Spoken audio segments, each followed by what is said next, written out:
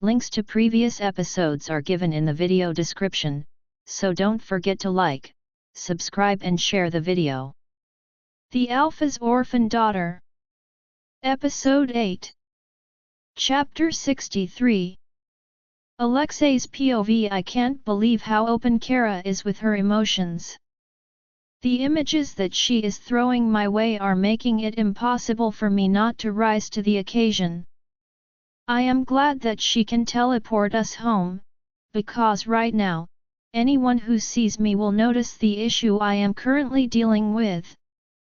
Kara is an innocent girl, she hasn't realized I am in agony at the moment.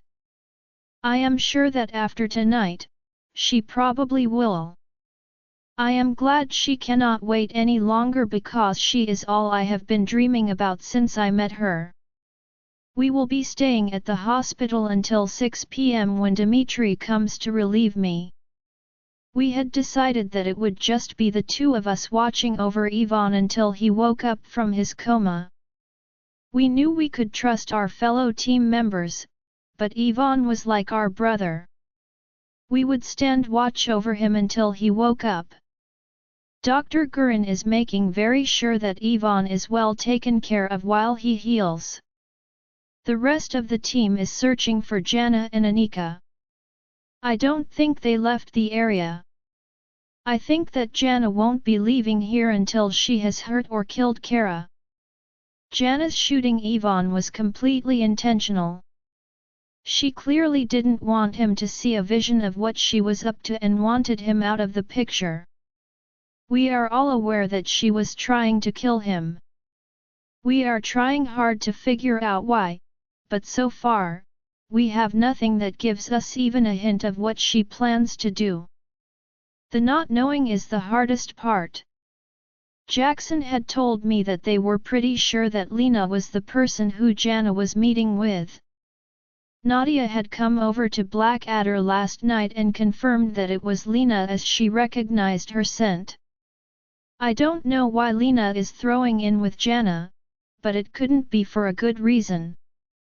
I will be making sure to keep Kara away from Lena until we know what they are planning to do. Lena has an issue with Brenna, not Kara. Jana has a problem with Kara, not Brenna. The issue between them stems from jealousy. I have to assume that they are swicking out. I think Jana is now trying to kill Brenna, and Lena will be coming after Kara. That might work because Kara is watching out for Jana, not Lena. Lena might be able to get close enough to Kara hurt her. The same with Brenna. She isn't looking for Jana to come after her. Jackson would never forgive me if Jana hurt Brenna. The trust between his pack and my coven would be destroyed, and we might be unable to overcome that. I don't know if that is what is going on or not. I have tried to think about it from every direction. Up until now, that is the best that I can come up with. My gut told me I was missing something here, but I couldn't figure out what it was. My fear and concern for Ivan is keeping my focus off. It is hard for me to concentrate on worrying when Jana will pop up and try to end Kara. I have too much going on right now, and I am sure that plays a part in this. I can usually deal with anything. I have made up hundreds of missions for me and my team to go on. I am used to going in and dealing with the problem at hand. I never hesitated to make a judgment call. I was used to having pressure on me, I usually thrived on the challenge of it. I could make plans and carry them through without a single incident occurring. But this was different. I was so worried about Kara and Ivan that I couldn't focus properly. Kara was sitting beside me, lost in thought. She is calmer now that we had a serious talk about our relationship, and what we wanted from it. I know that she isn't worried about me anymore. She seemed content with what I had told her. She knows that the minute we get time alone together, I am going to mark her as mine. I cannot do that to her here. I do not want anyone to come in when I even attempt to mark her. I don't want anyone seeing my mate like that. If I can, I am also planning on sleeping with her too. The fact that she seems to think that I will not like her inexperience is heartwarming. I don't care if she has experience or not. I just want to be with her and make her mine. Dmitri showed up right at 6 p.m. to relieve me.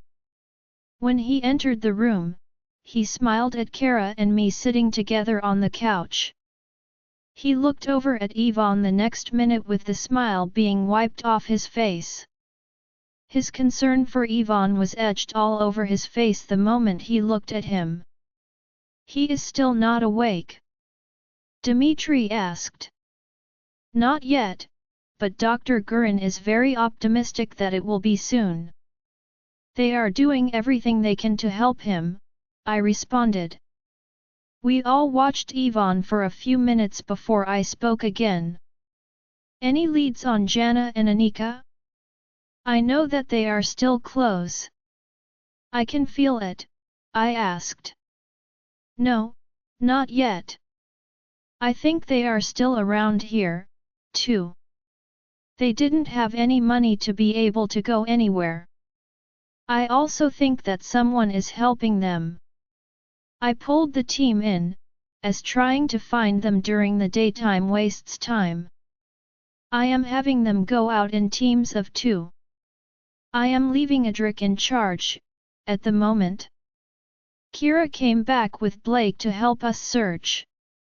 They arrived last night. Anton and Cheryl are on the second team, and the third team has Irina, Polina, and Nadia. I wouldn't send one of them out alone. It just wouldn't be safe. With you guarding Kara and me here with Yvonne and Adric having to stay in the coven, I felt it was the best thing to do. I don't know if I can trust the patrol members to go out looking for them," Dmitri answered. "Thank you, Dmitri, for doing that. That is exactly what I would have done. It will be much safer for them to go out in teams. I don't know who we can trust either, past our team at the moment. We will interview each of them, and I will have Anton and Adric sit in on the interviews. They will know who, if anyone, was a part of what Jana and Anika did. I don't want anyone who helped Jana get away with what she did to stay in our coven. We will clean house, after we get everything settled with Jana. Let me know if you need us. We can come back quickly if you need us," I replied. Dmitri knew that Yvonne walking up, or another attack was what I was talking to him about. "Good night, Dmitri. Will you need any food brought to you?" Kara asked him. "I am good, Kara. I brought something with me, Kara. I appreciate you asking." "Have a good night," Dmitri answered her with a smile as he lifted a small cooler into view. As Kara walked a few steps away, Dmitri looked at me with a small smile. He wanted his mate, too, just like Yvonne did. I knew exactly how he was feeling right now. We all wanted someone special in our lives. We had all been so jealous of Anton when he found Cheryl. I know that Dmitri and Yvonne were actively looking for their mate. I knew the pain they felt. I had lived it myself. Living for hundreds of years without someone special in your life was hard. Finding someone who loves you as much as you love them was priceless. As vampires, we sometimes struggle to find someone who is willing to accept us. The feral ones do not want to accept to live in harmony in a coven. Some are unwilling to take time to get to know us, instead going by horror stories told to them by their ancestors. Those stories were usually based on an interaction with a feral vampire. Many other supernatural carried a great deal of bias against us. Anton and I also had a hard time knowing if someone liked us for us or if they wanted us because we were royals. The fact that we were powerful and rich had women always coming after us. I was so glad that I found Kara. She didn't care if I had money or not. She has never even asked me anything concerning my funds. I doubt that she knows about our businesses or what we own. We stepped towards the corner of the room, and Kara teleported us home. She brought us to the hospital and from the hospital through teleportation. We do it secretly like this to keep others from seeing or knowing about her powers. Kara brought us back home, and the house was quiet. Kara walked into the kitchen to find a note sitting on the island. Kara read it before announcing, "We are on our own. Mom went to dinner with Robert. I really hope she is willing to give him a chance. I can tell that he loves her. Love isn't always instant. Your mother had been hurt, and it takes time to get past something like that. She has to learn to trust Robert. I don't know why she didn't just look into his mind to check and see how he felt. That would have been the quickest way. I think she was scared to see how much he liked her. Maybe she didn't want to look inside his head without his permission. She had some deniability before, as she didn't know how he felt. Once you know that someone loves you, it is much harder to hurt them. I think that was why she left him alone. She was scared of getting hurt again. She was also scared of hurting him. She knew how bad it felt to be rejected. She didn't want to do that to him. I hope she gave him a chance as well. He deserves it, I replied. I had kind of been in the same boat. I knew Kara was meant to be mine, but she feared my intentions towards her. But I wanted Kara, mind, body, and soul. I believe that I started loving her before I even saw her. I saw Kara's eyes soften to look at me as she walked back over to me. I know that you love me, Alexei. You have made no secret of it, and I appreciate you giving me time to get to know you. I was scared of rushing into a relationship with you. I had never been in one before. Some wanted me, but only as someone to have fun or play around with. Not as their mate or wife. I had prayed for someone to love me, and here you are. You came to me when I was at my very lowest point. I had almost given up on having someone in my life. I thought it was an impossible dream until I met you. I know that a higher power had sent us here. Whether it was the moon goddess or your god, Absalom, we were brought here for a reason, Kara responded to me before rising up on her tiptoes to kiss my jaw. Kara's POV. I felt a thrill as I pushed myself up on my toes to kiss him. I wanted to reach his mouth, but even on my tiptoes, I couldn't reach his lips. I kissed what I could, right below his jawline. I wanted to remind him of where we were earlier, at the hospital. I would not let this night end without his mark on me. I had seen the mark on Cheryl's neck when she had come to visit me in the hospital. A werewolf mark was bold, and there was a reason for it. Werewolves were highly possessive creatures, both the males and the she-wolves alike. So their marks were always clearly visible, even from a distance, to warn others that they were taken. The vampire's mark was smaller and much fainter than a werewolf's mark. I remember thinking how beautiful her mark was. I am looking forward to seeing what mine will look like. I saw the desire light up in Alexei's eyes at my kissing his jaw. I didn't want to wait any longer, and I hoped that he realized that. I can see him gazing into my eyes, searching for something. I smiled up at him, and this time I snaked my hand behind his head, and gently pulled his head down. Alexei didn't resist or pull back from me.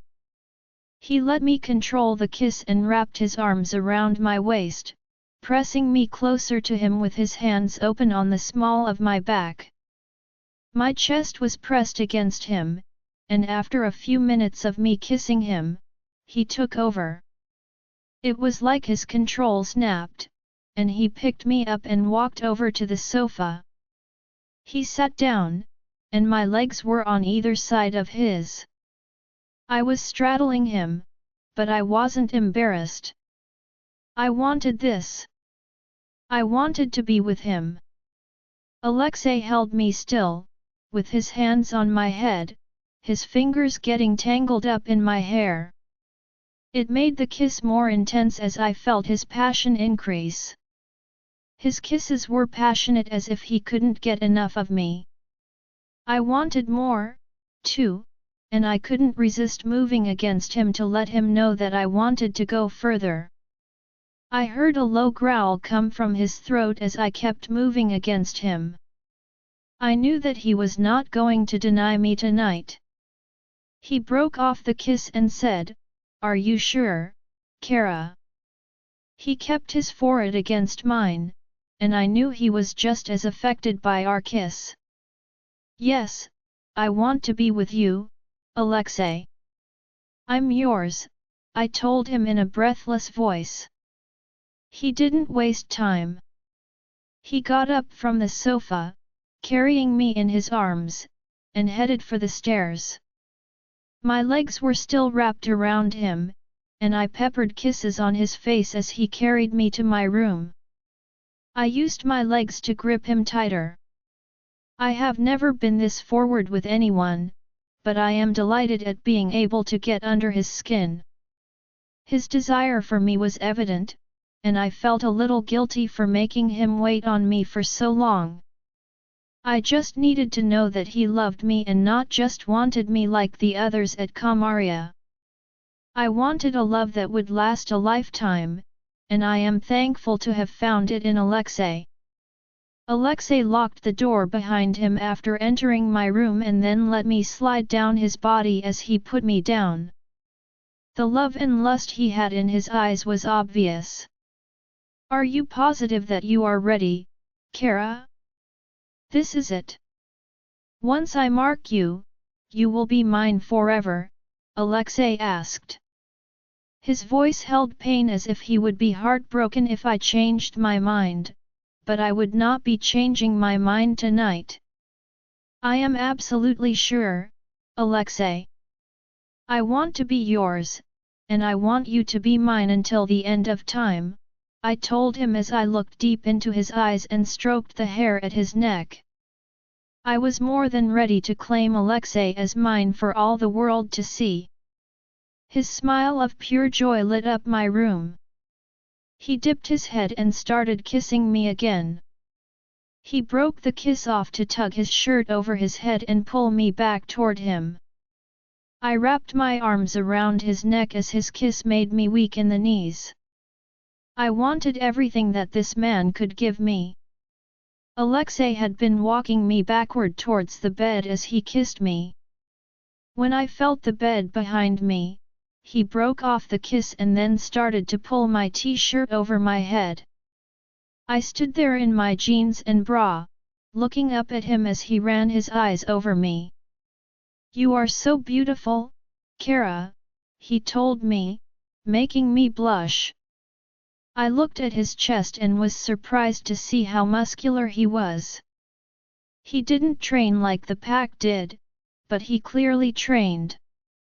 I tentatively reached out to touch him, watching as his muscles contracted under my fingertips.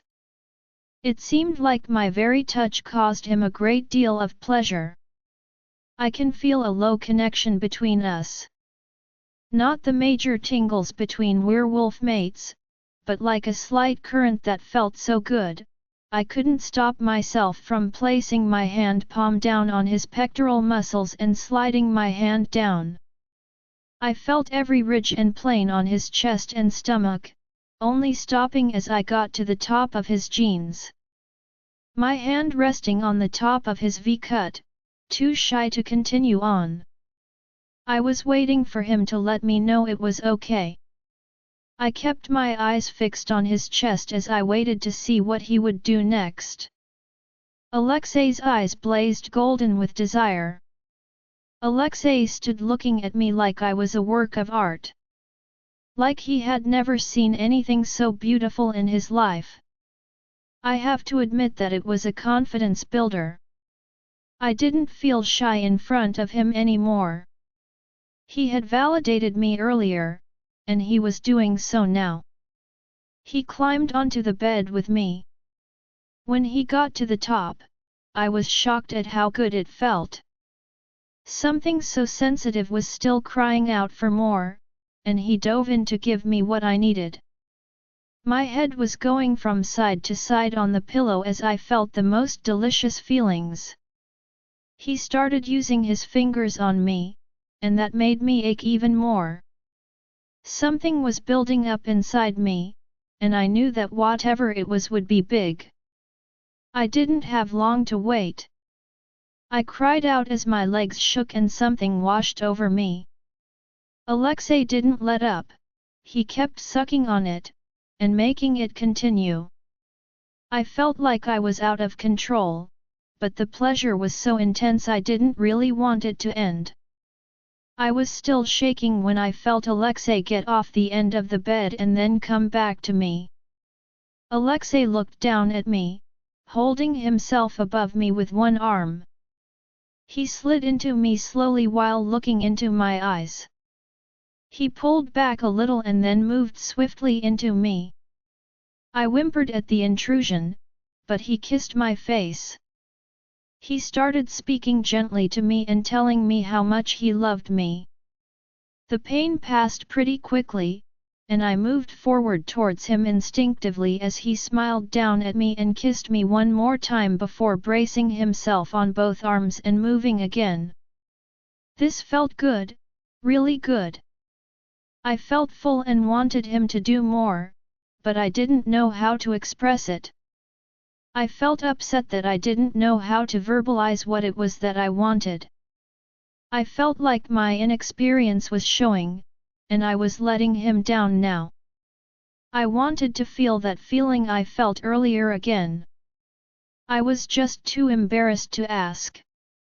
I didn't even know what to ask for in the first place. Is he going to be disappointed in me? I couldn't raise my eyes to look at him, scared to see if he was dissatisfied or upset with me now. If he was, would that keep him from marking me? I wanted to cry, I was so upset. Our beautiful moment was being destroyed all because of me. I didn't want to deal with the thought of his sleeping with me and then realizing that I was just not enough for him. The very thought of it was causing me crushing pain. I wouldn't be able to bear it if he decided that I wasn't worthy of him. Alexei's POV, I could not believe my luck at Kara being ready to accept me. I never thought I would find my mate, let alone her being as gorgeous as Kara. The fact that she is willing to accept me means the world to me. As I carried her upstairs, I could not believe that the day I had dreamed of was finally here. My mate was in my arms, and she wanted me to mark her and make her mine. Kara was more beautiful than I thought she would be. Once I had her undressed and on the bed, she was like a work of art. She had gained a little weight once she arrived here, which was good, as she was too thin when she arrived. I remember that day and wished for the 100th time that I had just gone ahead and killed Paxton and Clay. They deserved it for what they had put her through. Paxton had tried to assault her, as had Clay, but Clay's attack had almost killed her. I plan on dealing with both of them if I ever see them again. I wanted to be the only man who ever saw her like this. I was thankful that I had been blessed with receiving her as my mate. I couldn't wait to taste her and dive right in. She was intoxicating to me, and I hated that she received her so quickly. Initially, she had been a little nervous, but she got into it quickly. I couldn't wait to taste her again, but I wanted to move on to the next step before she recovered. I didn't want her to see me, she had just calmed down. She would have known if she had been more experienced when I placed her hand on me earlier. If she were scared before, she would be again once she saw me. I never wanted to cause her any pain, but this would be over quickly as I pushed through her hymen. It was all I could do to give her a moment to let her collect herself before I started again. She was tight, and I didn't want to hurt her. I started at a slow pace as she got back into enjoying it. I felt terrible when I realized that she was upset. Was she doubting her choice for us to do this now? I wanted to go faster. I also wanted now, but I wanted this to be good for her. I wanted her to come again before I did. It broke my heart that she was so upset right now. I didn't want to continue if she had changed her mind. I braced myself on one arm to tip her chin up and make her look at me. The tears shining in her eyes broke me. Why are you upset, love? I would do anything to make her happy again. Has she changed her mind about me? I didn't know what was going on, but I knew that the pain she was feeling was real. I could feel just how upset she was. Kara, please, tell me what is wrong, baby. Did you change your mind? I didn't change my mind, but I feel like I am disappointing you. I want more, but I don't know what more is or how to explain it to you. I want this to be good for us both, but I feel like I am not doing anything for you, Kara finally said. You want more? Alexei asked with a smile. I nodded and said, yes, but I don't know what that is. I just want to feel the same as you did to me earlier. I hate to say I don't know what I want. I know what you want, love. Don't worry, I replied and kissed her before starting again. She was still wet for me, and I did a few slow strokes before I sped up on her. I then thrust into her hard and watched her face as her mouth fell open and her head fell back onto the bed. I knew she wanted me to go faster. I was about to speed up for her when I felt her get upset. I needed to check on her, as this was a big deal for both of us. She didn't know what she wanted yet, but she would know now. We will learn together what works best for us.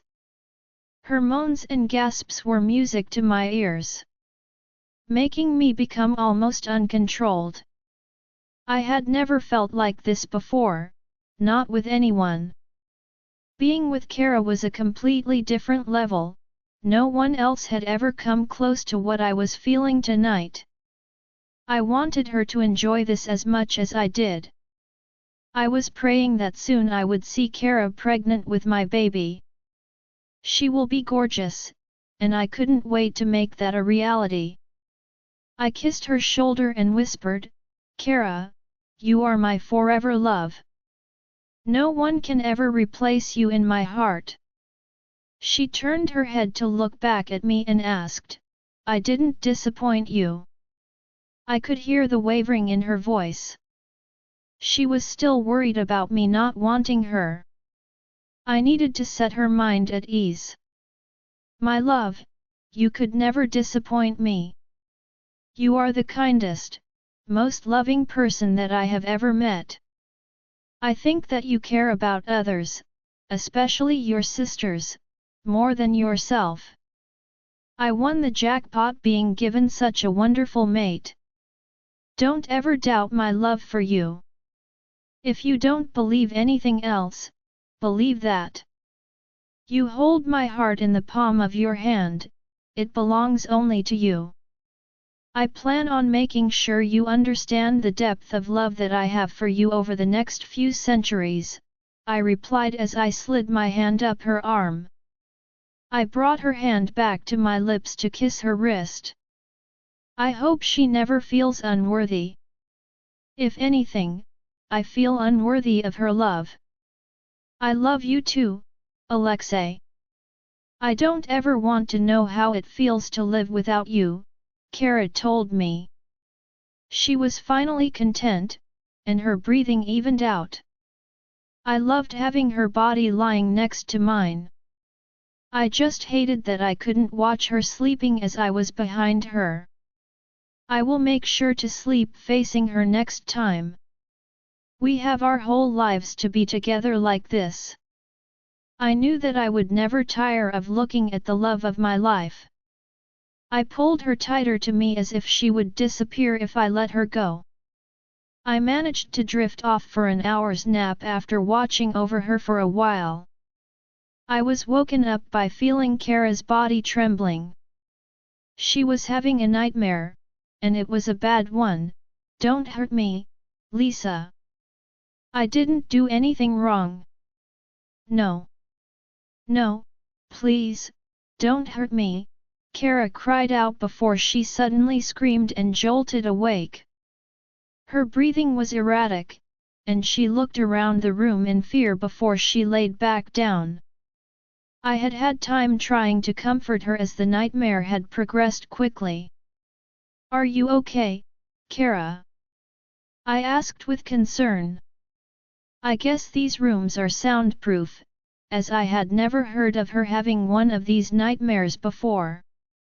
I had felt her getting upset during the night on 2 of the last 3 nights, but she always calmed back down pretty quickly. It was just like what was happening now. When I spoke to her, she seemed a little startled by my presence in her bed. She turned towards me shyly as she held the covers over her chest. Little does she know, I have already committed her to memory. I am sorry I woke you. Sometimes that happens. I actually slept better with you here with me, than I normally do. You make me feel safe, Kara told me. I felt proud of how much she trusted me. I wanted her to feel safe around me because she was. I would die protecting Kara. I have never had someone tell me that before. Most species are scared of me, honestly, they should be. I am a killing machine. I am including humans, werewolves, and other species in that list. I am the deadliest person in our coven, but I can tell that my love trusts me completely. She does not fear me at all. I hope I never let her down. My determination to deal with Jana kicks up again. I will only allow her to stay alive until we find out what she and Lena are doing. Then Jana will die, as painful death as I can give her. The last thing that she is going to see is me. I will always be here for you, Kara. I swear that I will protect and love you for the rest of our lives. You can always count on me, I told her as I stroked a stray hair out of her face. Her look at that simple act made me lean forward to kiss her. Could you mark me now, Alexei?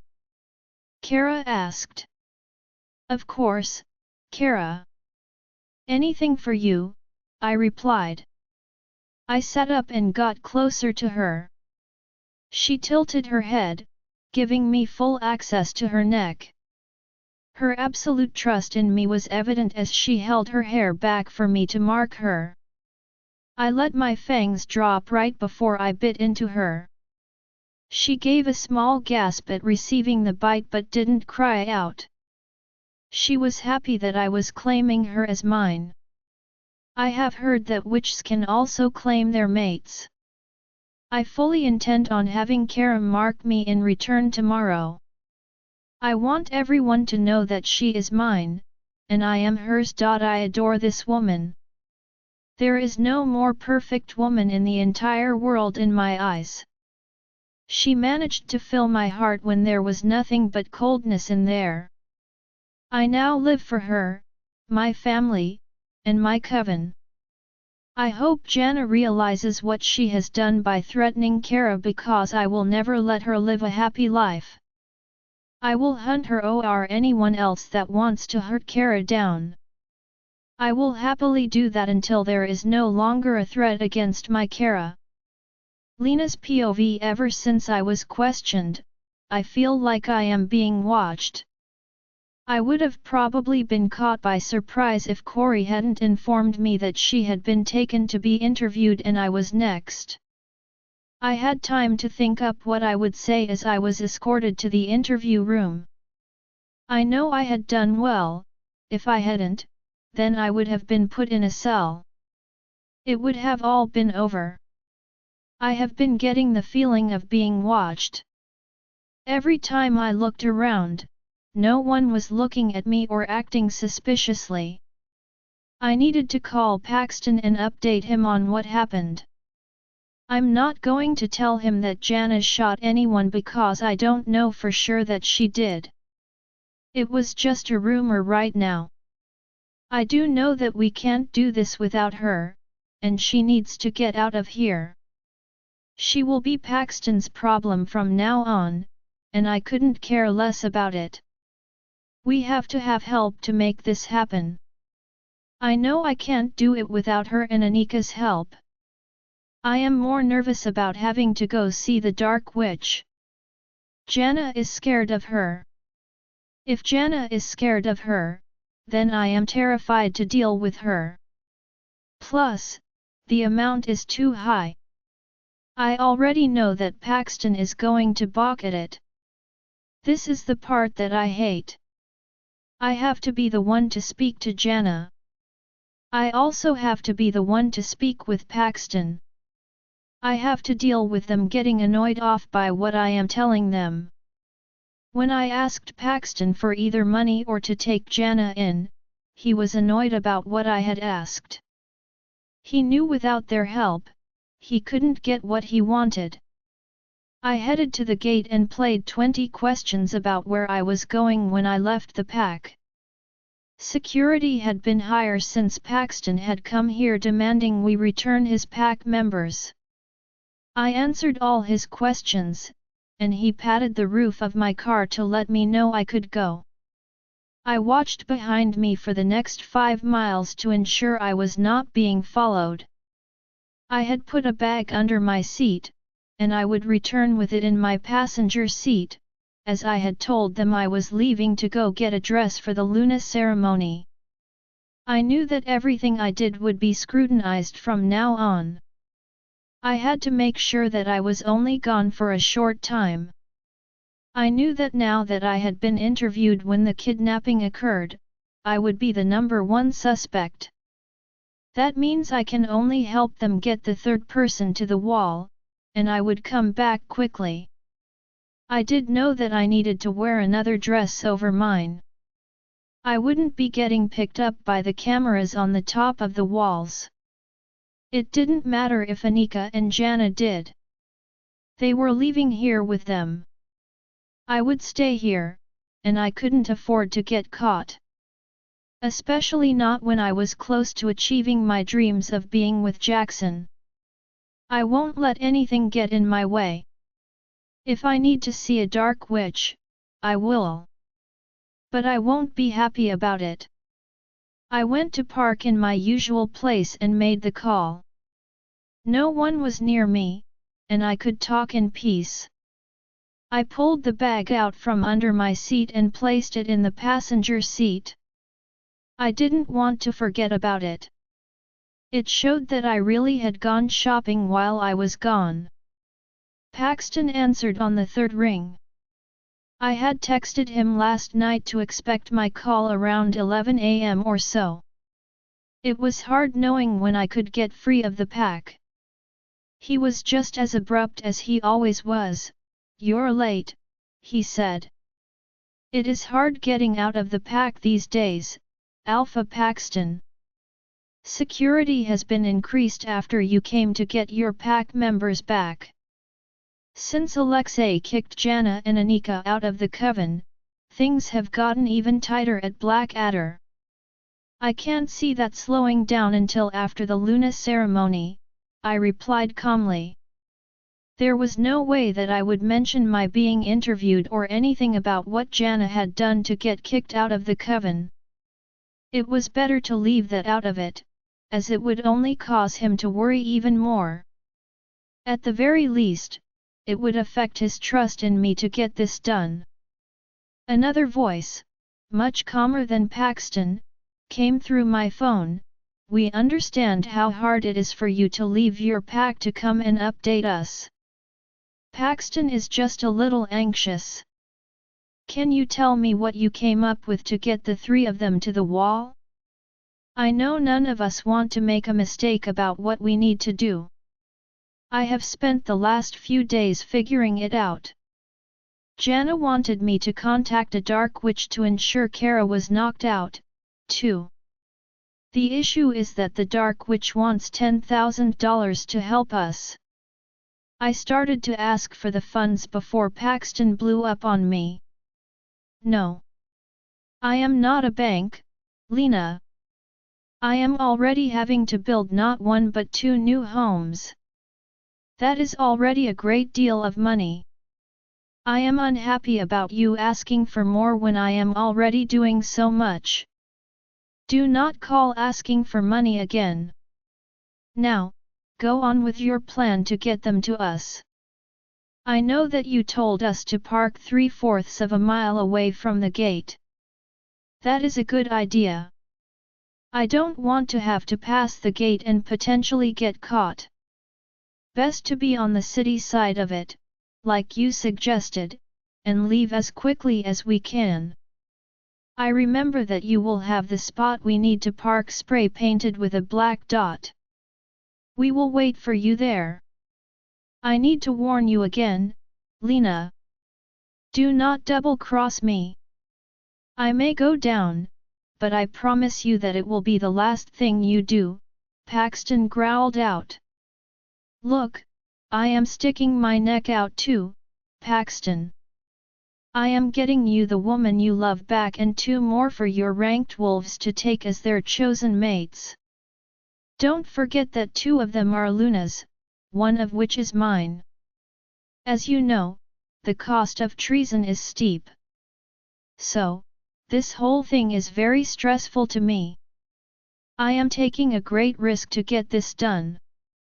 You know very well that if Jackson finds out what I have done, he will not hesitate to kill me. So we are in this thing together. I will not betray you, and you better not betray me either," I snapped back out at him. I am so sick of him always yelling at me like I am the one who can't be trusted. That is crazy because I am the one who is taking the greatest risk between us. I am sorry. I am nervous about this whole thing going wrong. It just seems like every time you call, there is always one more thing. I am trying to get their homes up and ready, and to get that done quickly. I am hemorrhaging money over here. Even more than what my chosen mate usually does. So I can't give you the money. I have been told that giving wolfsbane to them will work, even on Kara. It hinders witches and vampires, too. So what is your plan, Lena? Paxton replied. I had to shake off my surprise at an alpha actually apologizing to me. They are usually too prideful to do something like that. It showed me just how much he wanted to get Kara back. He must really care for her to be willing to defer to me.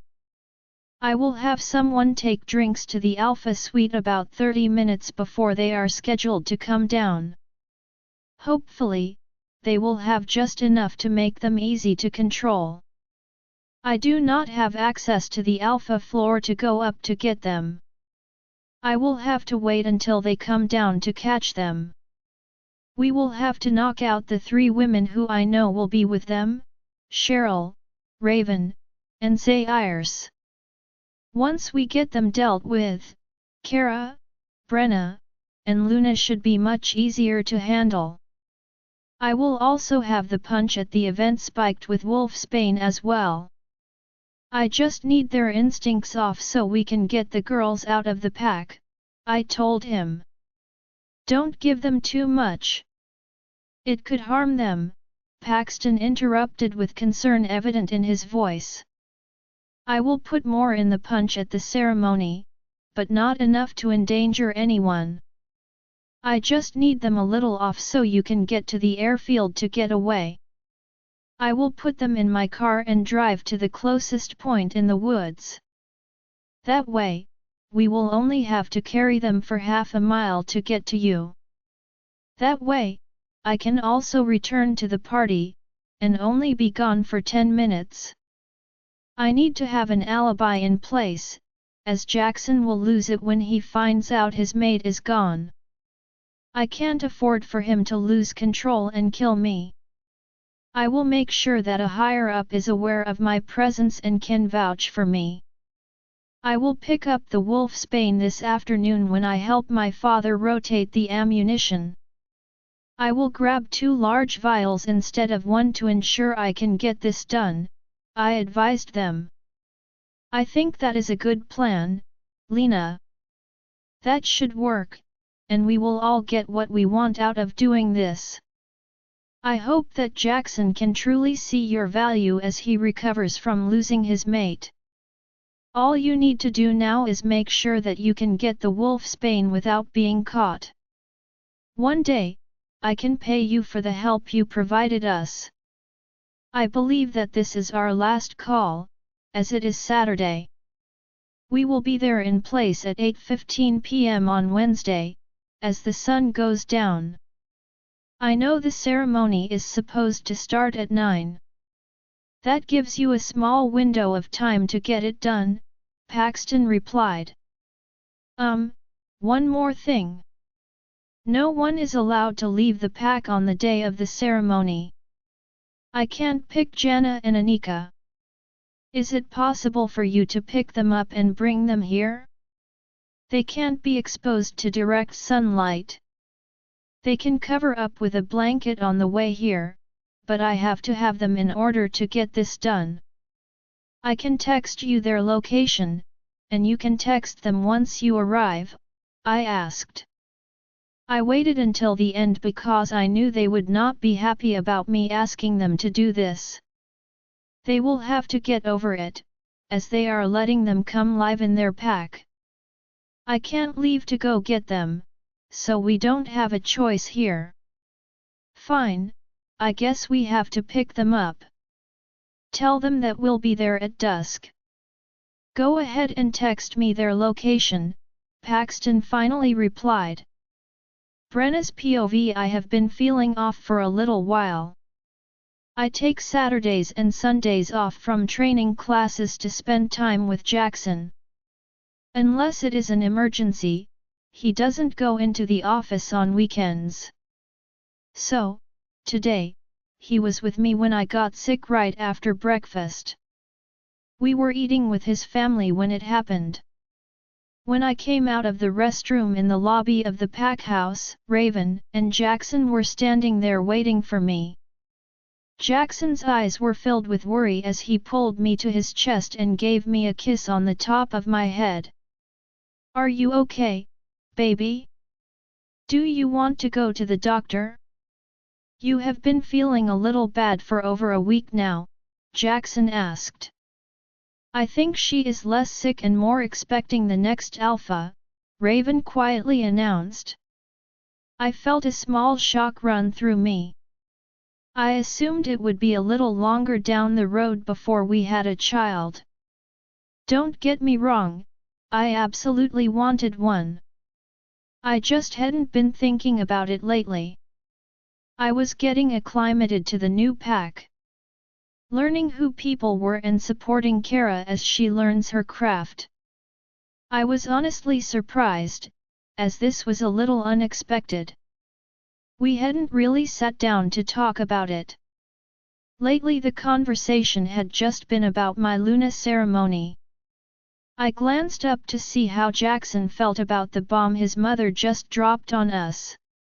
He was also surprised, but he had a big grin on his face as he looked down at me. He placed his large palm against my stomach in what looked like an attempt to sense the baby. His mother smiled and said, "You should take Brenna to the doctor to verify if she is or not Jackson." I am pretty sure, but it is best if the drive checks and makes sure that everything is okay with Brenna. I will take her now, Jackson said. He picked me up bridal style and started to run there carrying me in his arms. I can still run, Jackson. You can put me down, you don't have to carry me, I told him, but he just kept running towards the hospital. When we arrived, Dr. Hill was waiting in the lobby for us. He seemed to think it was cute that Jackson had run all the way here carrying me. "I hear that we need to do a pregnancy check on you, Luna," Dr. Hall asked. I nodded at him. I did want to know if I was pregnant or if there was something wrong with me. I guess we can discuss it while they are running the tests. They did blood work, and I also gave them a urine sample. I was nervous, as I did want to be pregnant, but I was also scared of being pregnant. It was a good thing, but scary at the same time. Things seemed to be moving fast ever since we arrived here at Blackadder. I loved Jackson. He is a good man. I trusted him completely, and I seem to already know that he will be a good father. I just thought we had more time to be a couple before the baby came. Well, we still have some time together. We were left in the room while we waited for the results to come back. Jackson was anxious, and he wanted to know the results right now. I was hoping that was because he was happy at the thought of me being pregnant. I guess I need to ask him what he is thinking. "Jackson, if we are pregnant, is that okay with you? Or did you want us to wait a while before we got pregnant? If we aren't pregnant, I can always get on birth control, so we can plan for it later on," I asked. "I would love for you to be pregnant, Brenna. Nothing would make me happier. I was just thinking that we could tell the pack at your Luna ceremony. They will all be happy to celebrate with us. You do not have to start birth control. If we are not pregnant now, we will be when the goddess allows us to be. I love you so much, and I was so worried about you. I was so happy when Mom mentioned what she thought your illness was.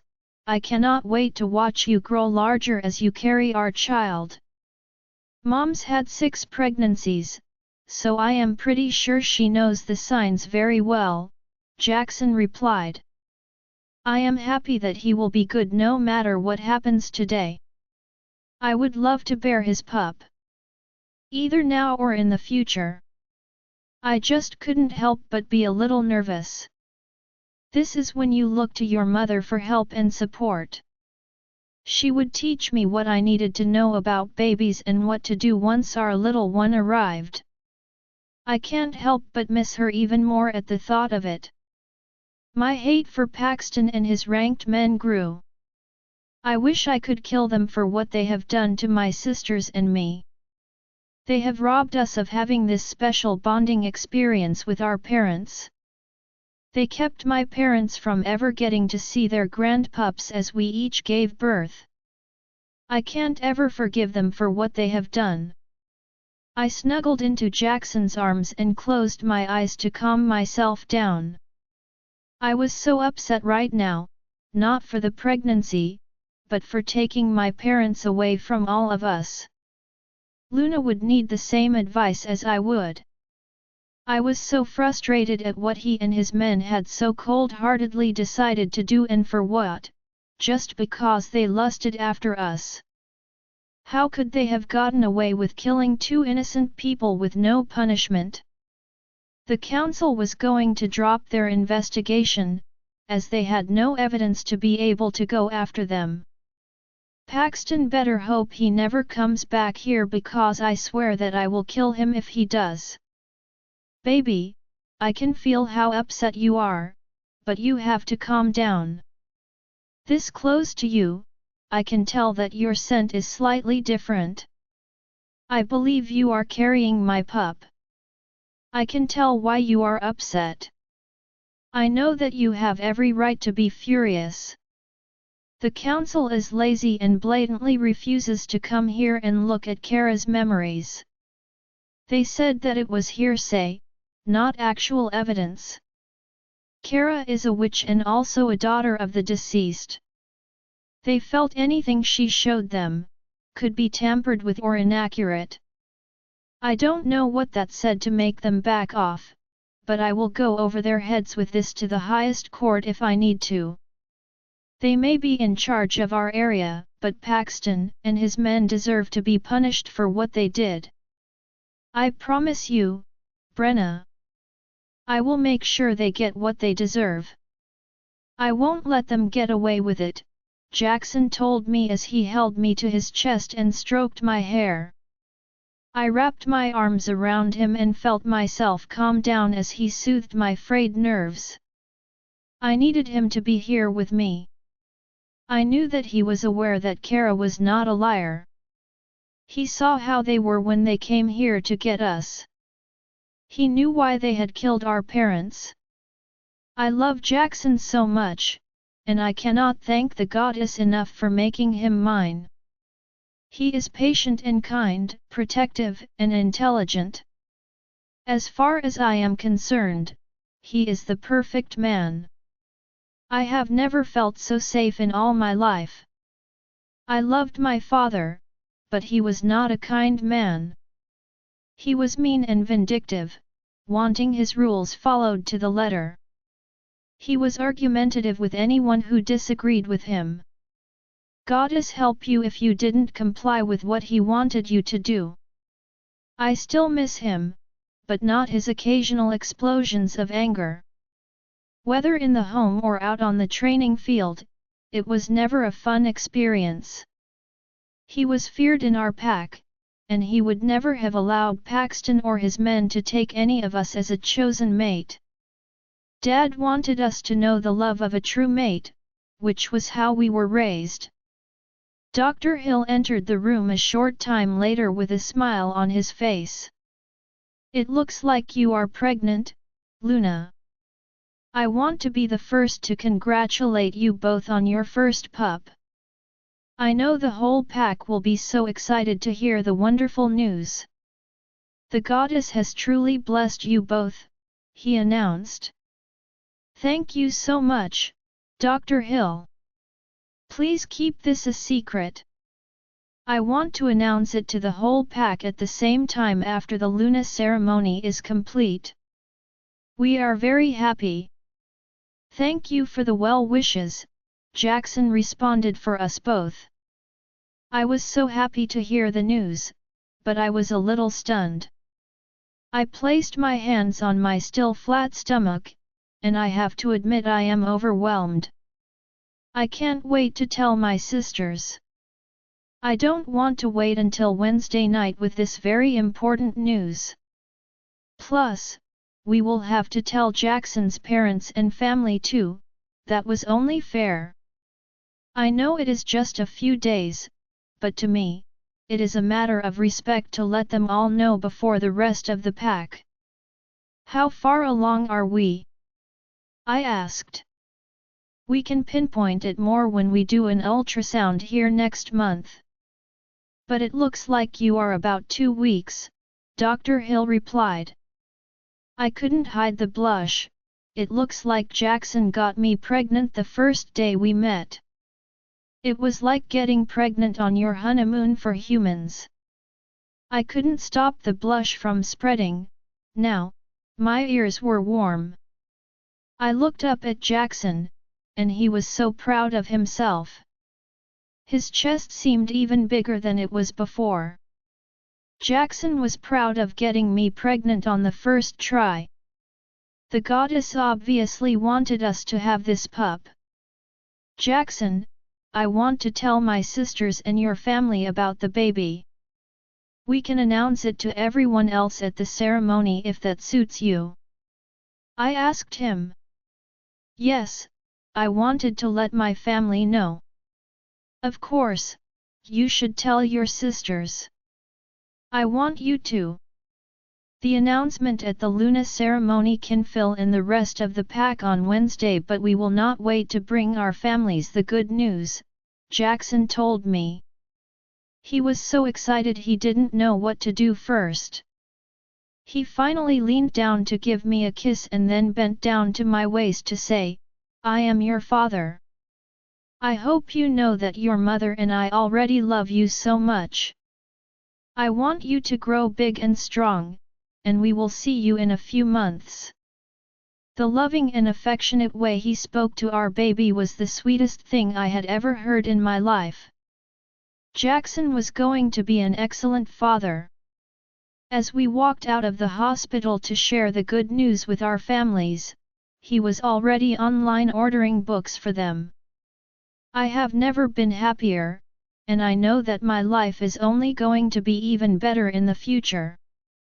Kara's POV. I had a good night's sleep and felt pretty rested.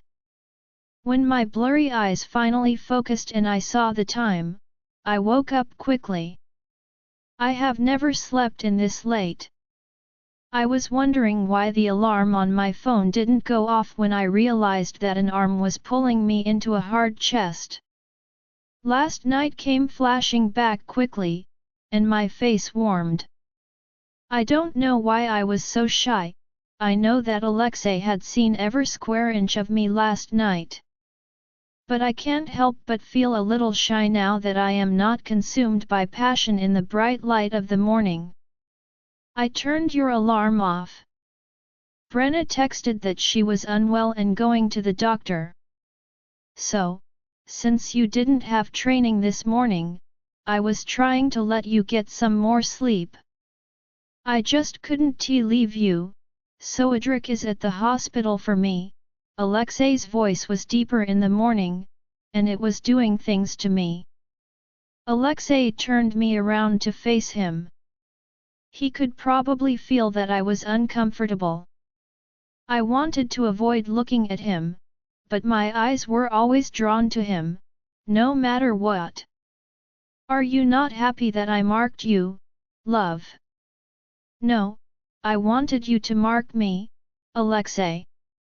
I will mark you, too, I just need to learn how to do it. This is all new to me. I am still a little unsure of everything.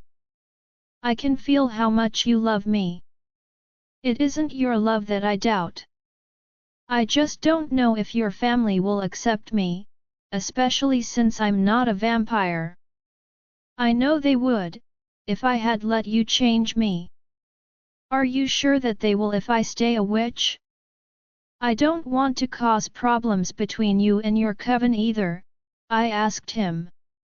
I knew we had spoken about me not changing to a vampire between the two of us. But the realization that his coven members might not trust me caused me some worry. Jana hated me and she got someone to fall in line with her, all because she refused to accept me as Alexei's mate. I know that she wanted him because she wanted to lead the coven. I couldn't help but wonder if my being a witch wasn't a larger part of her hatred towards me. That concern was now at the forefront of my mind. If she felt like that, I am sure she might not be the only one. I don't know if I would feel safe living inside the coven. I do want to be with Alexei, but I have concerns about how I am going to be perceived or welcomed by his people. Do not worry, Kara. I am going to make sure that you are safe. I know that my people will love and accept you, but I also want some separation from the coven. I know that you would feel safer being near your sister, so I've already spoken to Jackson about building here. They wanted to expand their land as 80 acres behind their pack land have now become available. I am going to help him out by acquiring that land for him. He is giving me a spot of land for us to build our dream home on. I wanted to take you to see my brother Anton's home. It is very safe, like a fortress. He built it like that because he wanted his family to be safe. I want the same thing for our family. So you can tell Anton what you like, and he can design it for you.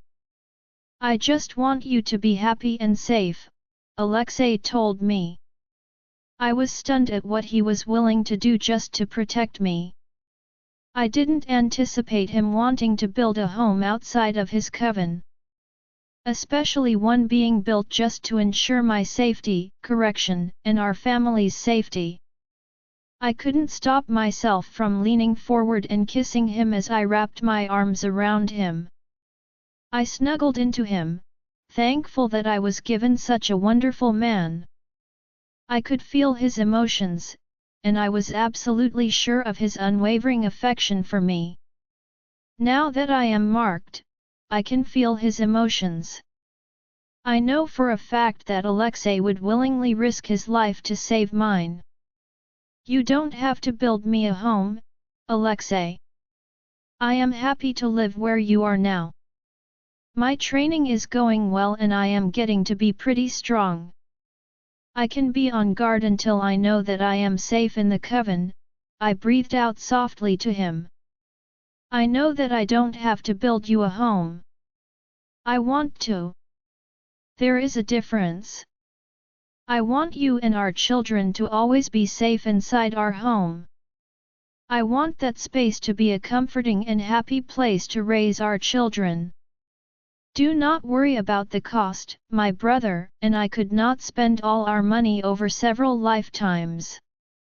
Now, let's get ready to go, love. I want you to show your mark off to everyone we see, Alexei told me. I didn't anticipate him following me into the bathroom and showering with me. I turned to shut the door, but he held it and entered behind me.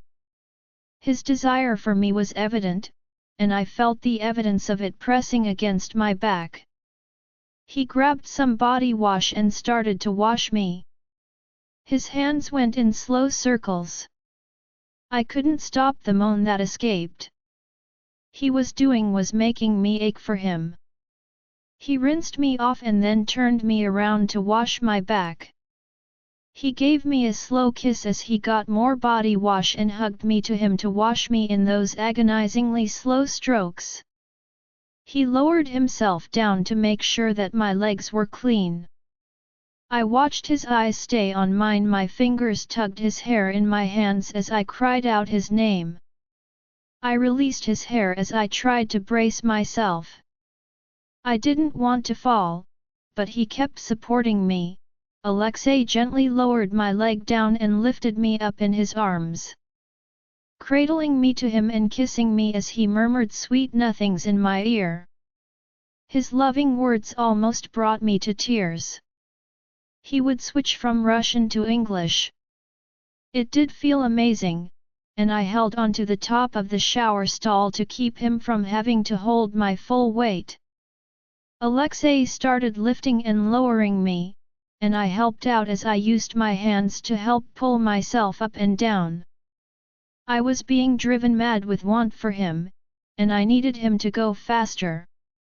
I moaned his name out again, and I knew that my sounds were driving him to go as fast as he could. I breathlessly begged, "Put me down, Alexei. I need more." He pulled me off of him, and I instantly missed him as I turned towards the tiled wall. I leaned over to brace myself using the tiled ledge and looked over my shoulder at him. I couldn't catch my breath as he kept up his powerful pace. I knew I couldn't hold on for much longer, but I never wanted this to end. Alexei was much stronger than he looked. He has a slimmer build, but he is just as strong as any ranked wolf. He held me tightly to him with one arm splayed across my stomach. He was bracing against the tiled wall as he continued to pound into me. I continued to moan out, holding nothing back, as I wanted him to know how good this felt. His powerful thrusts finally sent me over the edge as I screamed out his name.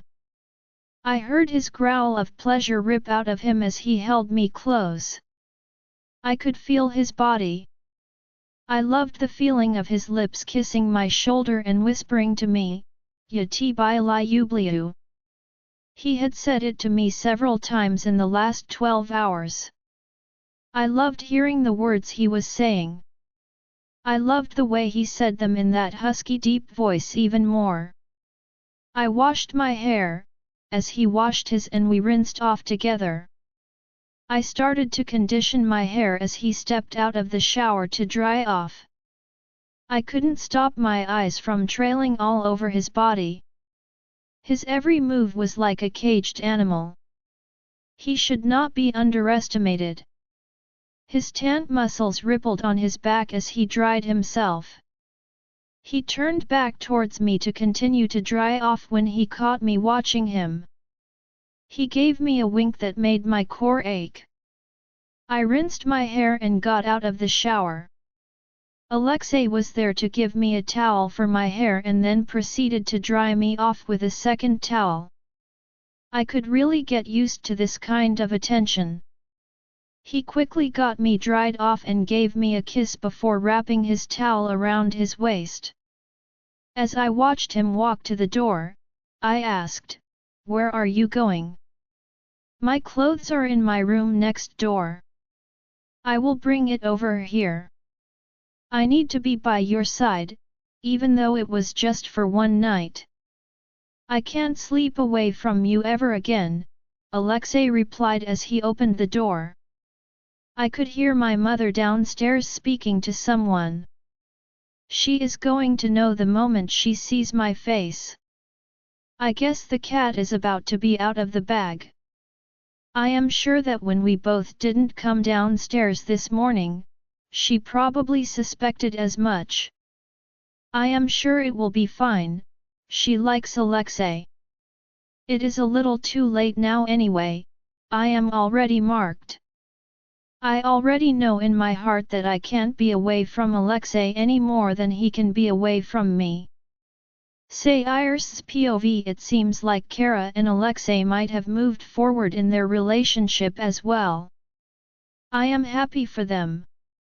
I know just how serious Alexei was about Kara, and she deserves to have a good man.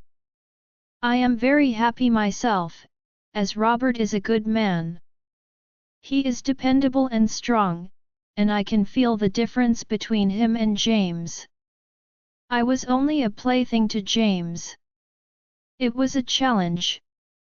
That was why he had pursued me so hard. It was a matter of pride to him. I woke up before Robert did and slowly turned around to watch him sleep. He is a very attractive man, but it is not his appearance that is the best thing about him. He was kind and loving, and his best feature is his humor. I was a little nervous as he wanted me to go and meet his mother today. I have to say that I was a little nervous about that. I had never met James' family.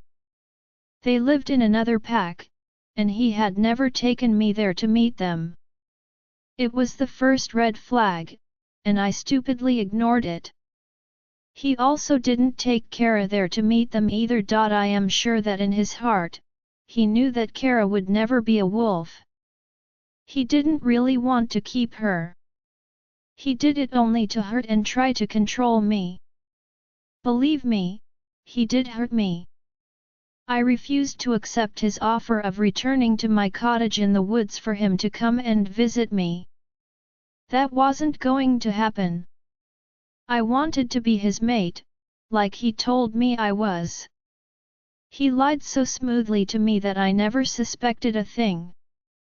Not until the day he was out of the pack, and I felt my mark burning off my neck as he marked her. I should have packed up right then and taken Kara with me. I should have been gone when he returned. But after he chased me for over 2 years, marking me as his mate, I honestly believed that he loved me. Apparently, he only loved sleeping with me. I was so shocked at the offer he made me. He knew I wanted my baby girl. He thought I would be willing to accept his offer. Keep sleeping with him in order to be able to see my daughter when he decided to bring her around. He had just met his true mate.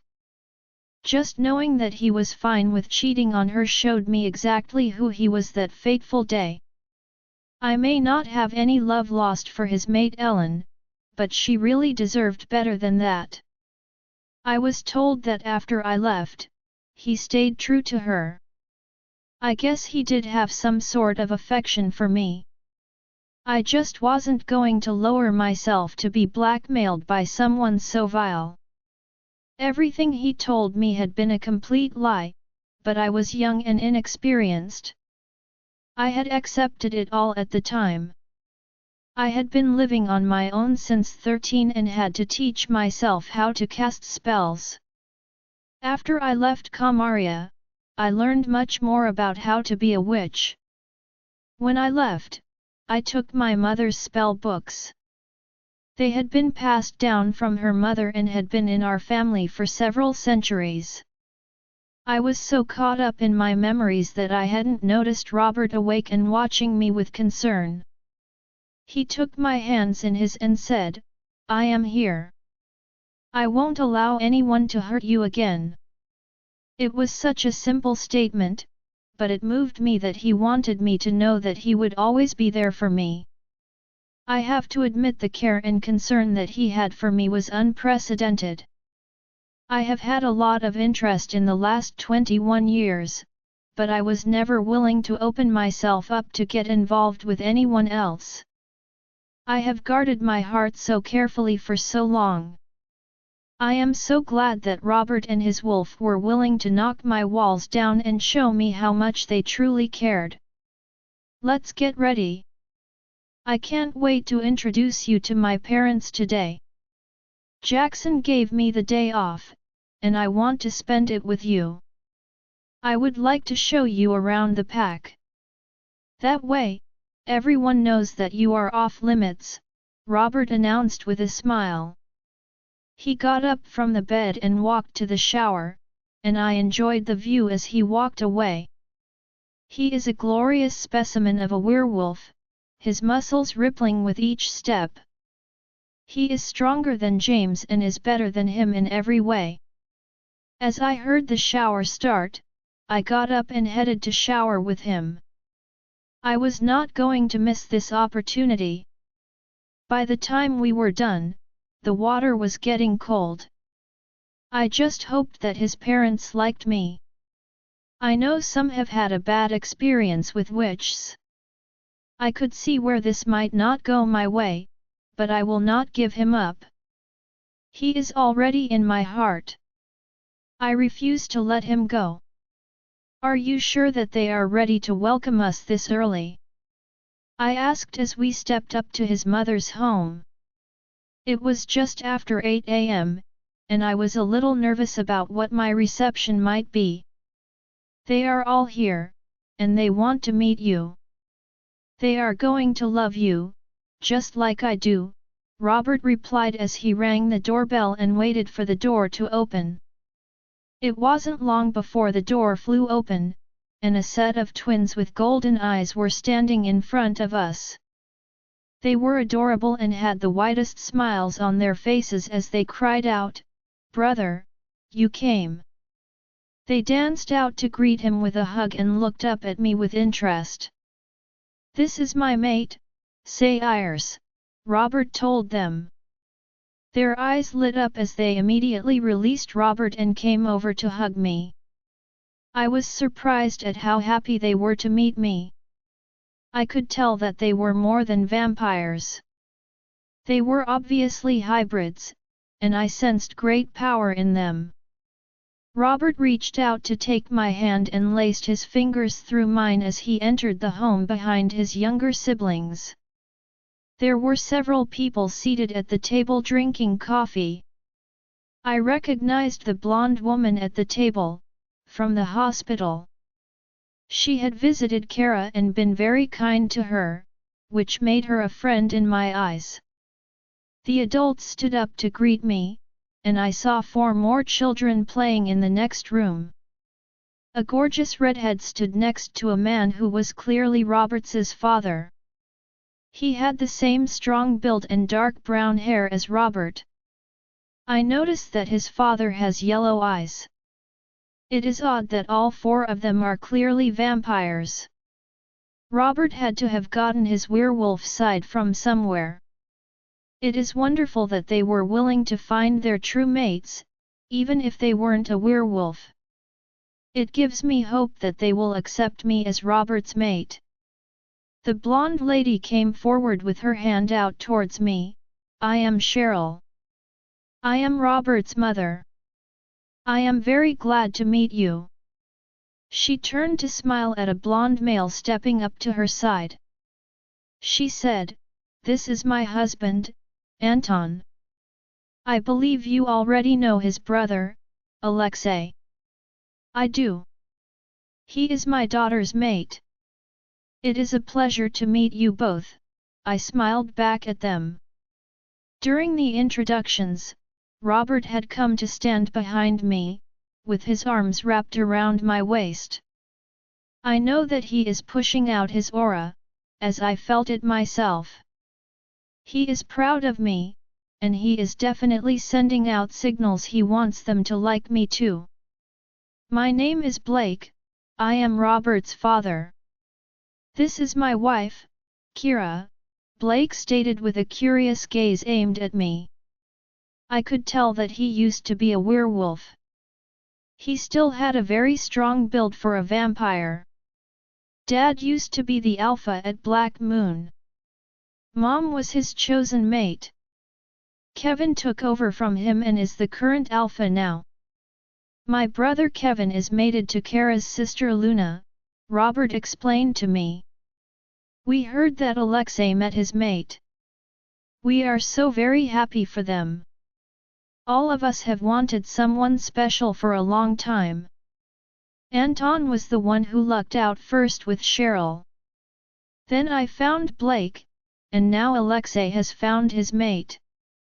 I am very happy to meet you as well, say Iris. Robert is a good man and deserves to be happy, Kira announced. I was surprised at their acceptance of me. No one asked about or mentioned my being a witch.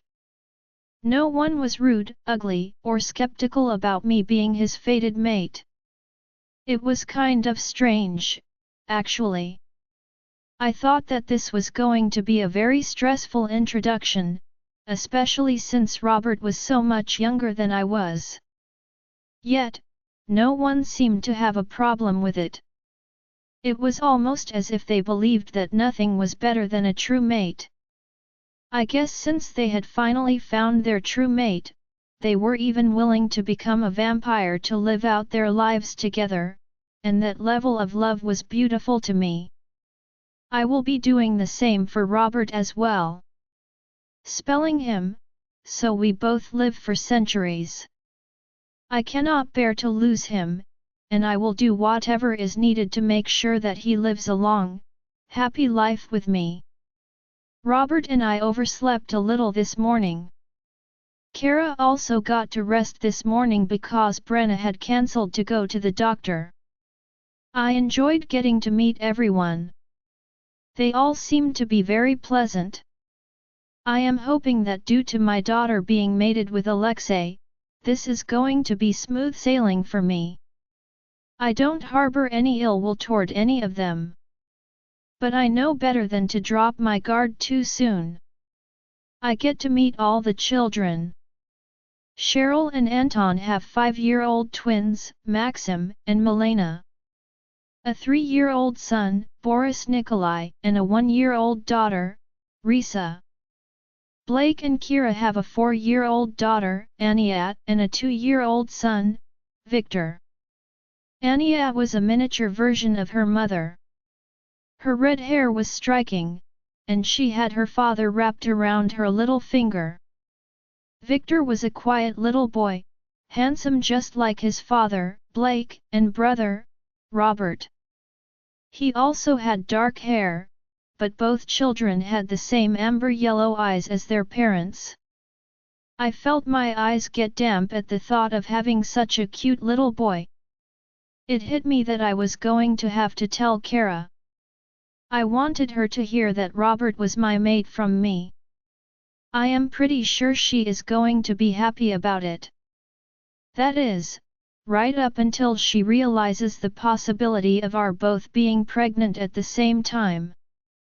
I mean, it is not a given, but it could happen, and I am open to giving Robert children if he wants to have them. He is so good with his siblings. I am sure he will be a great father. I am not going to wait. I will tell Kara as soon as I get back home.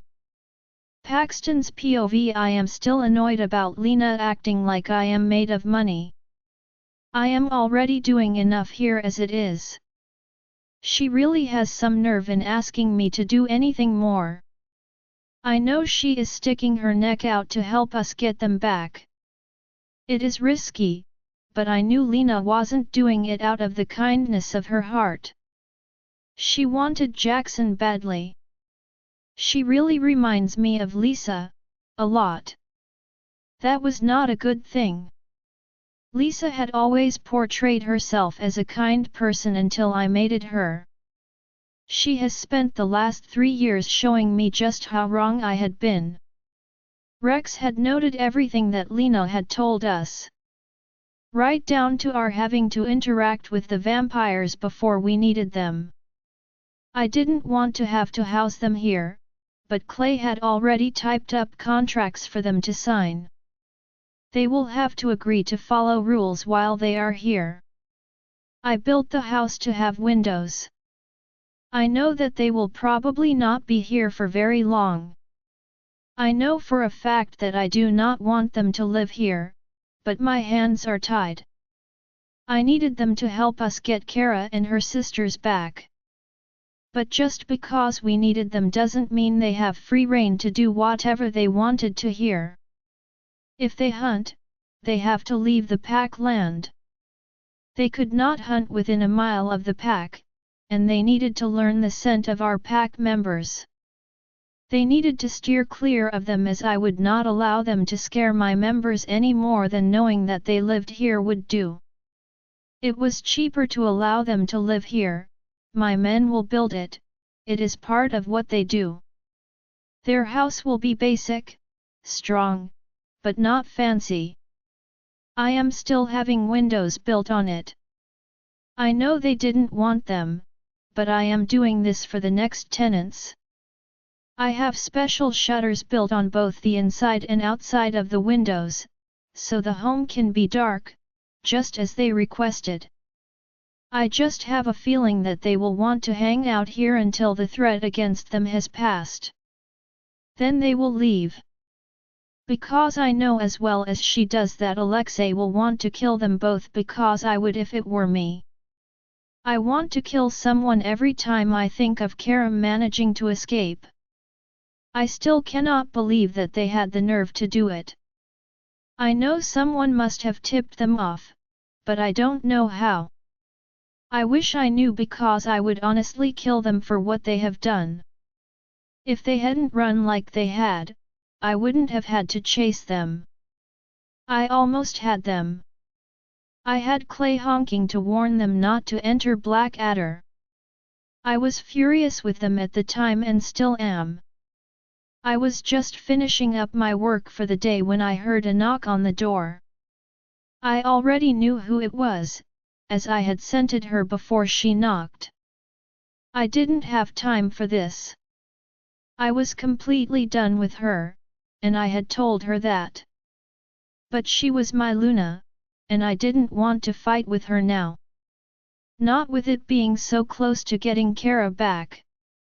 I am going to have the vampires deal with her. That is going to be a verbal deal between us. Rex knows, and he is okay with it. Lisa has been the bane of his existence his entire life. Once she was born, he never had his parents' attention again.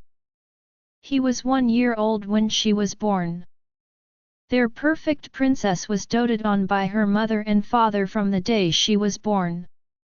At least, that is what I heard from my parents. Even though Rex was to be the next Gamma, he was never favored. They have always had the dream that Lisa would be my mate from the moment she was born. They were just as disappointed as she was when they discovered she was not my mate. I was actually relieved, as I really didn't want to live out the rest of my days with her. She was good for some fun but not as the Luna of the pack. She was self-centered. She wasn't the strongest, that was Brenna and Luna. She wasn't the prettiest in the pack. That was always Kara. I knew that Lisa had it out for Kara. I couldn't be obvious about protecting her. I had a reputation to maintain. The pack would never accept her at the time. Things have changed now. I am done with Lisa. I already know that she is barren. The pack will accept Kara after she has my child. Once Lisa disappears, the pack will eventually get over it. Enter, I called out. Lisa immediately entered with a smile that I know was designed to be pretty, but it did nothing for me. She was wearing a barely there halter dress that she had pulled higher to expose her thighs. The dress didn't do anything for me either. She doesn't get me hard anymore, no matter what she does. Even with her hair cut and colored to resemble Kara's, Lisa failed to attract my interest. She was an off-brand version of Kara, one I didn't want to deal with right now. Paxton, I just wanted to come by and check on you.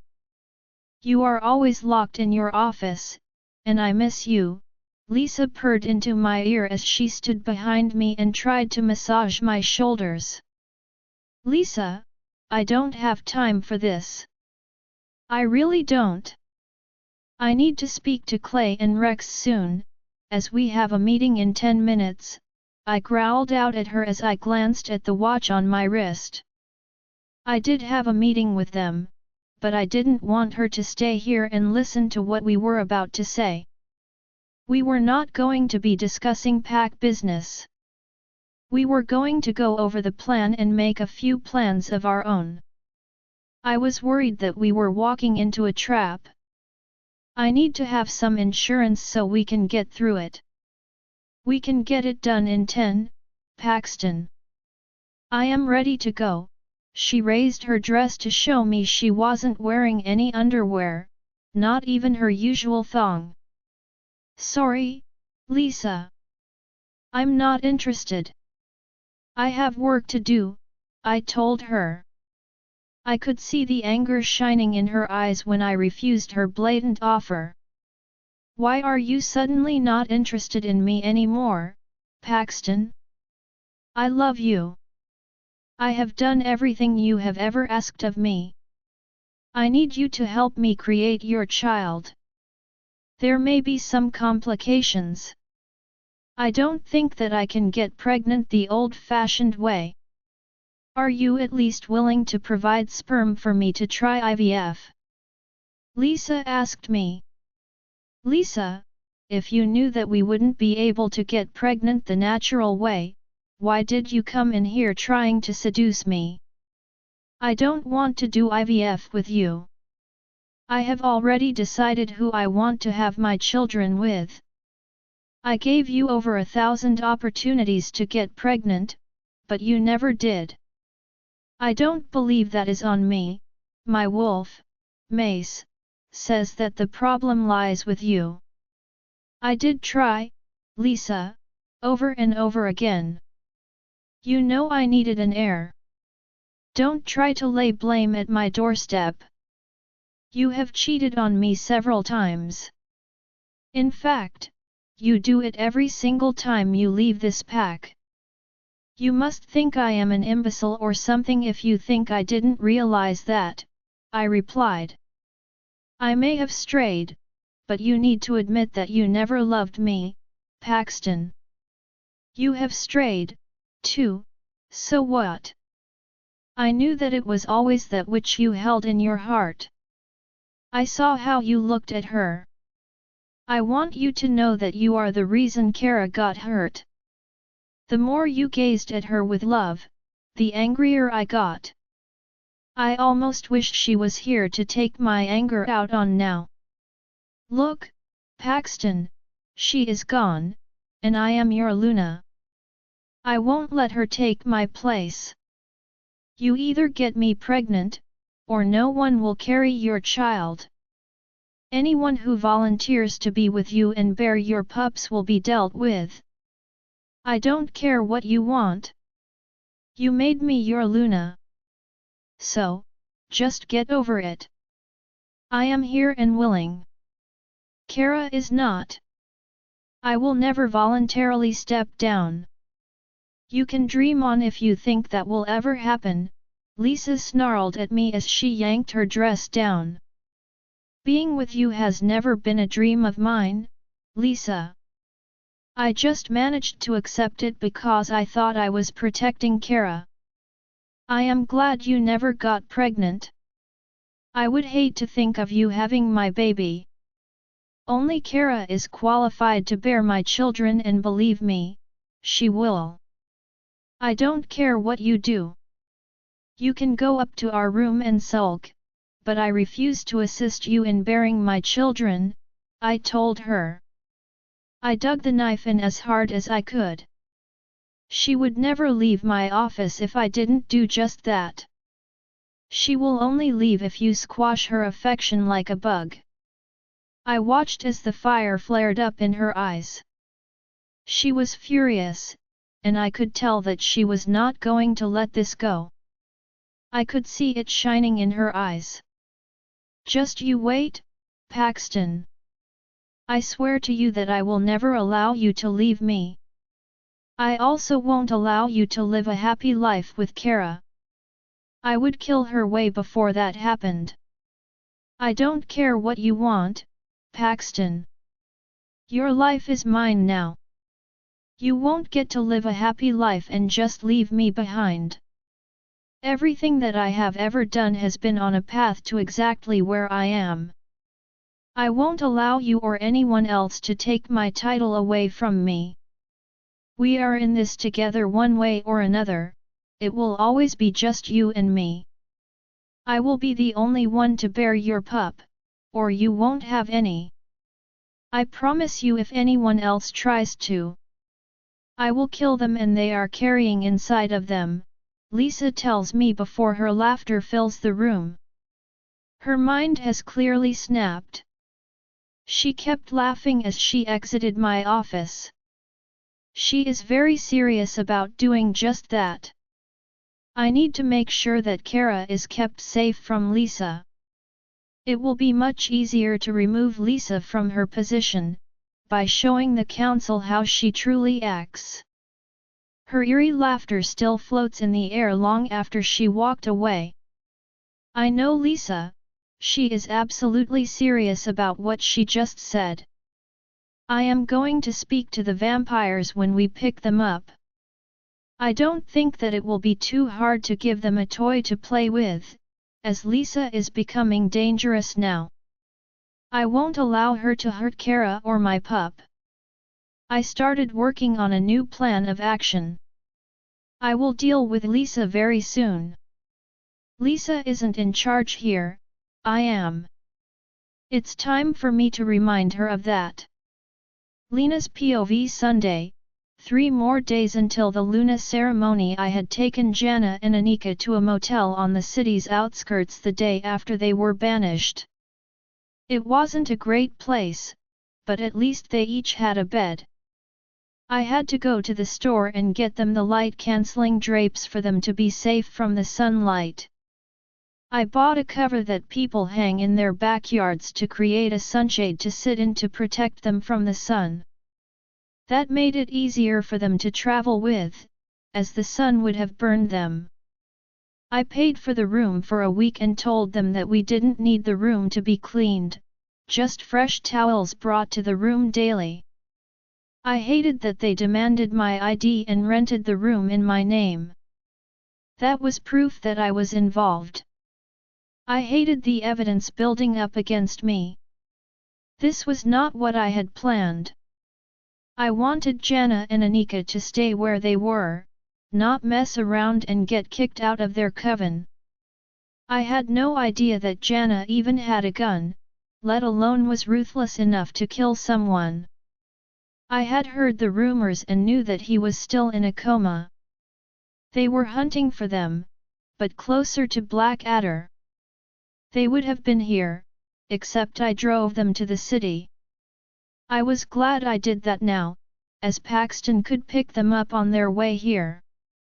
The motel wasn't known for being a good one.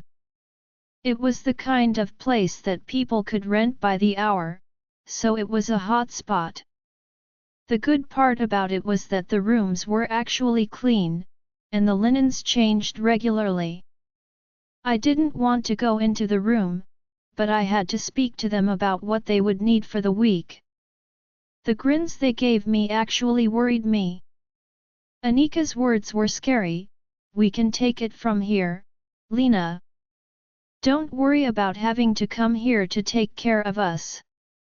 We will hide our victims." Lena, what she means is we will ensure that whatever innocent fool comes across us will not lead the police back to us. We know what to do to cover our tracks. No one will ever know that it was a vampire attack. This isn't our first time doing this, so don't sweat it. No one will ever be able to prove what happened to them, as we know to rip out the area with the bite marks. Once you leave them in the woods for a while and the animals get to them, they are a mess, Jana replied with a smirk. I needed to get out of here. That was a clear threat from both of them if I have ever heard one. I had willingly allowed myself to be here with them. I didn't want to associate with them after this. I knew exactly how dangerous they were. But they were also a necessary evil. I couldn't get this done without them, and I knew it. I was in my room, hiding the wolfsbane. I had a secret hiding place in my closet. One that nobody knows about. I can't afford for anything else to go wrong. I wanted to kill Jana with my bare hands for messing up everything so badly. I just meant for her to knock him out or something. She could have tied Ivan up and hid him somewhere until this was over and done. I didn't want her to kill anyone, as this put everyone in the coven and the pack on high alert. They even brought additional people in to help them look for Jana and Anika. Everything will be completely destroyed if they are found. I didn't even realize that my claws had extended into my hands until I felt the pain in my palms. I retracted my nails, and my wolf started to heal me. I needed to go for a run. I work things out better when I go for a run. I headed out to the woods to strip down. I keep a plastic box with a lid out here for just such an occasion. I hate coming back and finding bugs in my clothes. It doesn't bother the guys much, as they just shake their basketball shorts out before putting them on. But we have much smaller clothing. The bugs don't shake out of them quite so easily. I phased into my small brown wolf and headed toward the back of the pack. They are dismantling the wall at the back of the pack. We just acquired another great deal of land behind our pack. They are making the opening 60 feet wide, as they need to allow for large trucks to be able to get back there. With this expansion, new homes will be built back there. There is also talk of a new packhouse in a few more years. The new one is barely 5 years old, but our pack is growing very quickly. I am sure in 10 years, we will need a new one. I ran through the opening and headed to the lazy creek that cuts through the newly acquired area. It is probably more than a creek, as it is about 30 feet wide at its narrowest point. There was nothing flashy or distinctive about my wolf. She was just a dark brown color, but I was thankful for that now. I would blend right into the night if I needed to transform. If I had markings, I would be discovered quickly on review of the cameras. It was a matter of time before they knew how we got them out of there. The cameras had motion sensors on them. Any movement could trigger an alarm. Thankfully, tree branches do it all the time. I had already bought a small paintball gun and some black paintballs. I will come out here Wednesday afternoon to mark the area that we will use. Since no one was allowed to leave the pack, no one would even see the mark until the next day. Jana knew how to get to where they would hide until 8 p.m. when dusk fell. Brenna and her sisters were coming down around 8. They would not have tight security. They assumed that they would be safe in Blackadder. That was a mistake that they would live to regret. It was too dangerous for them to come out of the woods until it was time for them to help me. They had the scent masking spray with them. I can't let them be found before we strike. The pack would be on high alert, and we wouldn't be able to get them out of here. I swam across the creek and laid down in the meadow on the other side of it to sun and think. I would go and rub myself on the trees in the area we were to meet. I closed my eyes and grabbed a quick nap. I had run quite a lot today, and I was tired. I was not sleeping well these days as the closer to time it got, the more anxious I became. I was responsible for too much. The stress of it all was starting to get to me.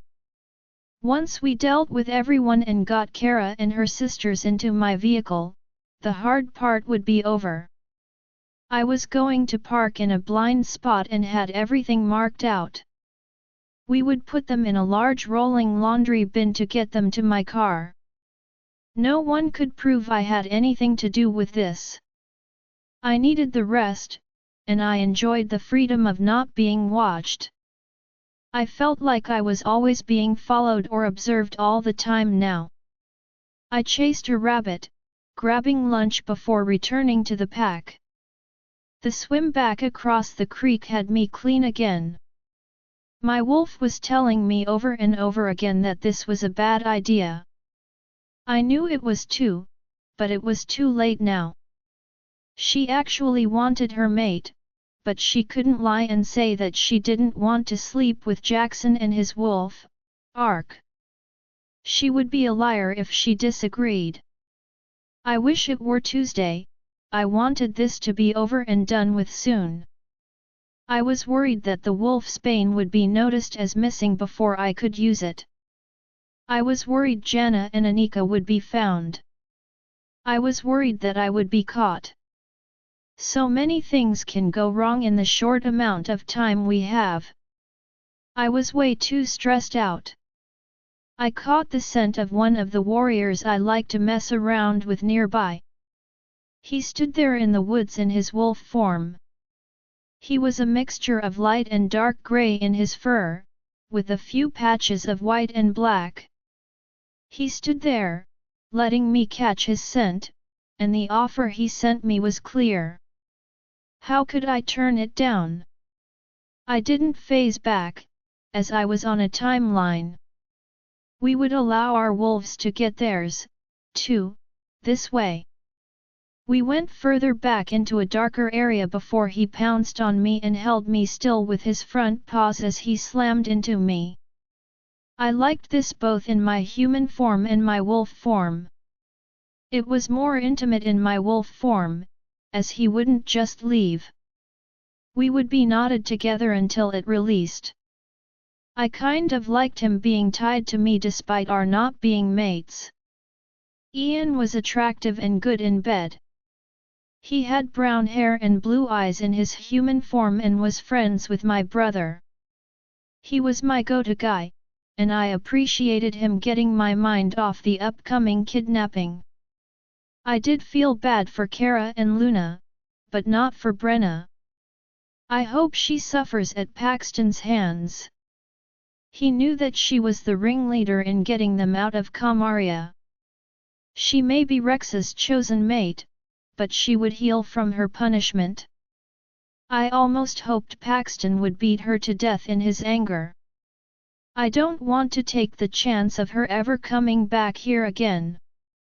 Ian came hard and held me tighter with his front paws for about a minute before he got off to wait for the knot to come down between us. He knew that I was on birth control, so he didn't have any worries about me getting pregnant. I was never coming off birth control until I had a ranked wolf willing to mark me. Then, I would have pups for them. I keep praying to the goddess that it will be Jackson, but really, you can't go wrong with any of the ranked wolves. They are all hot. Hotter than anyone else in the pack. Beta Chase is Jackson's brother. Beta Blaine is Stella and Truette, the former Beta couple's child. Gamma Warwick and Delta Kendrick were Jackson's cousins on his father's side. Gamma Robert is Alpha Kevin's brother and has lived here for several years with us. Gamma Atlas is also Jackson's cousin on his mother's side. If I can't get Jackson, I know that Chase, Warwick, Kendrick, and Atlas are all excellent choices for second place. Ian slid free of me and took off, not even acknowledging me at all anymore. That was the downside of being in this form. No kiss or goodbye, just running off. I headed to go grab my clothes. I needed to go finish my work, and then go grab a shower to get his scent off of me. Join our Facebook and WhatsApp group for more updates, link is given in description. Rest audiobook will be continued in next episode.